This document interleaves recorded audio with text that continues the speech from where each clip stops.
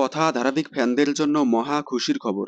কথা ধারাবাহিকে প্রধান চরিত্রে অভিনয় করতে দেখা যাচ্ছে জনপ্রিয় অভিনেতা সাহেব ভট্টাচার্য এবং জনপ্রিয় অভিনেত্রী সুস্মিতা দে। ধারাবাহিকে সাহেব ভট্টাচার্য দুর্দান্ত অভিনয়ে দর্শকদের মনে জায়গা করে নিয়েছে। যদিও সাহেব ভট্টাচার্যকে এর আগে অনেক ধারাবাহিক এবং বড় পর্দার ছবিতে অভিনয় করতে দেখা গিয়েছিল, তবে বেশ কয়েক বছর পর আবারও ছোট পর্দার কথা ধারাবাহিকের মাধ্যমে কামব্যাক করলে তুমুল জনপ্রিয়তা পায়। এবার কথা ধারাবাহিক ফ্যানদের জন্য খুশির খবর। অনুষ্ঠিত হয়ে গেল টেলি সিনে অ্যাওয়ার্ডস 2024। আর এবছরের টেলি সিনে অ্যাওয়ার্ডসের বেস্ট অ্যাক্টরের অ্যাওয়ার্ড পেল অভিনেতা সাহেব ভট্টাচার্য। কথা ধারাবাহিকে দুর্দান্ত অভিনয়ের কারণে এবছরের টেলি সিনে অ্যাওয়ার্ডসের বেস্ট অ্যাক্টরের অ্যাওয়ার্ড পেলেন তিনি, যা দেখে খুব খুশি হয়েছে কথা ধারাবাহিক ফ্যানেরা। কথা ধারাবাহিকটি আপনাদের কেমন লাগে?